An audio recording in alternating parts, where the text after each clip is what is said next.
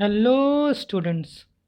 This is Purushottam Vishwakarma, and I welcome you to fifth part of the lesson, The Rise of Nationalism in Europe. Today, we are going to study Visualizing the Nation, the fifth topic in the chapter, History, chapter number 1, Visualizing the Nation. The very first thing, what is this visualizing? Visualizing means to portray, or simply you can say to represent. To represent any idea, anything, any person, and above all, a country. So, what are we going to study in this lesson? Visualizing the nation. In other words, we can say to represent a nation, representing the nation. Basically, we'll talk about two nations, France. In this chapter, we'll talk about France and Germany. And not only that, in this chapter, we'll discuss about allegory.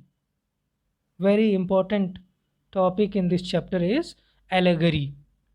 What are the allegories given to these two nations, France and Germany? We are going to talk about it. So let's begin the chapter.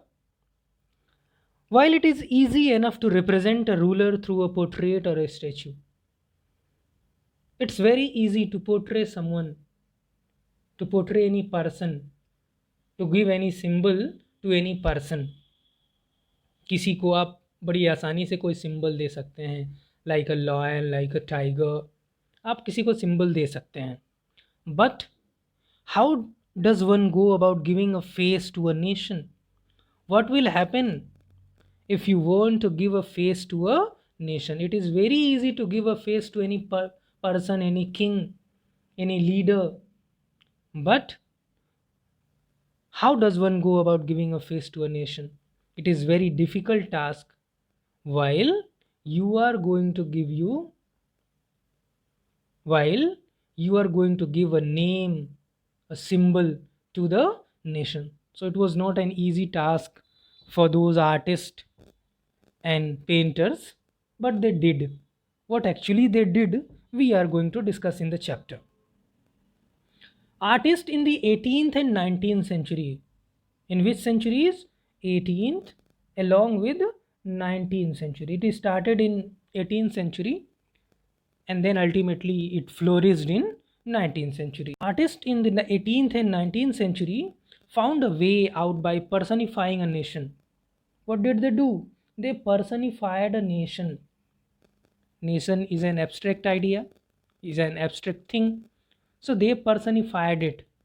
They gave a personality to the nation. In other words, they represented a country as if it were a person. It means that they personified the country, assuming it as a person. Nations were then portrayed as female figures. In the 18th and 19th century, nations were supposed to be female figures. Like in India, we call our India as Bharat Mata, a female figure. We have represented our country as a female figure. Statues are there of Bharat Mata, paintings are there. So all these were happening in 19th century in contemporary world. Nations were then portrayed as female figures. So they portrayed the nation as female figures. The female form that was chosen to personify the nation did not stand for any particular woman in real life. And it was very common, whatever they have chosen, whatever portrayed they have made, whatever pictures they have made, those pictures are not related to real life. So those allegories which they adopted were not related to reality. That female form that was chosen by them was not related to real life. Rather, it sought to give the abstract idea of the nation a concrete form. What was its motive? Its motive was to give the abstract idea, nation is an abstract thing, of the nation a concrete form, a visible form. They made it visible for the countrymen and the nation. That is, the female figure, the female figure we are talking about, became an allegory of the nation. During the French Revolution, artists used the female allegory to portray ideas such as liberty. What was portrayed in the pictures? Such ideas: liberty, justice, and republic. These ideas were used in the form of symbols. What were the symbols used? These ideals were represented through specific objects or symbols. What were the symbols? The attributes of liberty are the red cap. Attributes of liberty is portrayed with the help of red cap or the broken chain. These two things signify what? Liberty, freedom. While justice is generally a blindfolded woman carrying a pair of weighing scales. While justice is portrayed with the help of a blindfolded woman. In India, you have seen, in movies you have watched, अंधा कानून, एक मूर्ति बनी हुई है एक woman की जिसकी आंखों पे एक पट्टी बंधी हुई है और हाथ में तराजू है. That is given here, a blindfolded woman carrying a pair of weighing scales. That is why it is said कानून अंधा होता है. Similar female allegories were invented by artists in the 19th century to represent the nation. So it started in 18th century and it continued to 19th century as well. In France, as I told you in starting, we'll talk about two countries, France and Germany. So first, France. In France, she was christened Marion. What was the name given to her? The allegory of the nation? Marion. A popular Christian name. So they took that name from Christianity. Marion was very popular in Christianity. So they took the name which underlined the idea of people's nation, that signified, that represented the idea of people's nation. What represented the idea of people's nation? Allegory of France, female allegory of France. And what is the name of female allegory? Marion. Her characteristics were drawn from those of liberty and republic. Two attributes were chosen: one, liberty, another, republic. What were the symbols used?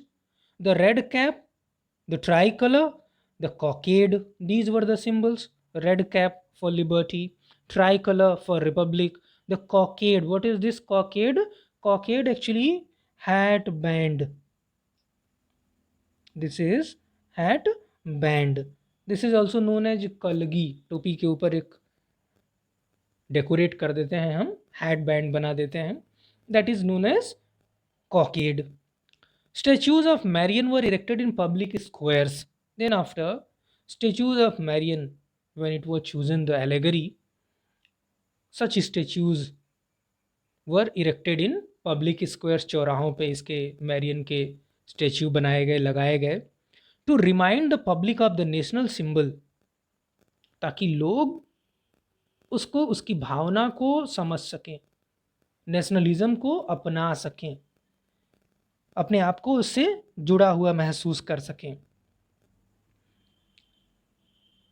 Of unity and to persuade them to identify with it, अपने आप को उससे जोड़ सकें. किससे? Marrion से.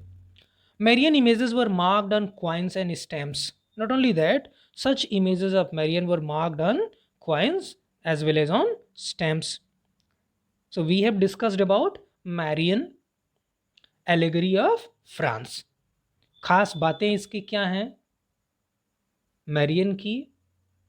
इसमें red cap है, ट्राई कलर है और कॉकेड है. बेसिकली इसके स्टेच्यू बनाए गए, चौराहों पे लगाए गए और साथ में क्वाइंस एंड स्टैम्प्स पे भी इसके जो पोस्टर्स थे, पिक्चर थी, उसको मार्क किया गया। Now we are going to talk about Germany. अब जर्मनी में जर्मेनिया, ये ज़्यादा मेरियन की अपेक्षा ये ज़्यादा पॉपुलर हुई जर्मेनिया। इसके बहुत सारे पोस्टर्स भी मिलते हैं, अभी मैं आपको दिखाऊंगा। Similarly Germania became the allegory of the German nation, like Marion in France, like Britannia in Britain, like Italia in Italy. Germania became the allegory of German nation. How does she look like? In visual representations, Germania wears a crown of oak leaves. How does she look like? She is wearing a crown of oak leaves. As the German oak stands for heroism. German oak बहादुरी का प्रतीक है, वीरता का प्रतीक है. Here you can see these are the symbols, these are the attributes used by Germania. First of all, you can see broken chains here. Broken chains. Broken chains means being freed. Next thing you can see breastplate. Breastplate with eagle that symbolized the German Empire. That means strength. Then you can see crown of oak leaves. Here, crown of oak leaves that represented heroism. Then you can see a sword, that means readiness to fight. In the sword itself, you can see olive branch around the sword that represented willingness to make peace. Then it is visible here red, black, red, and gold tricolor. Actually, it was the tricolor of liberal nationalist, the flag of liberal nationalists in 1848, and then after it was banned by the dukes of the German states.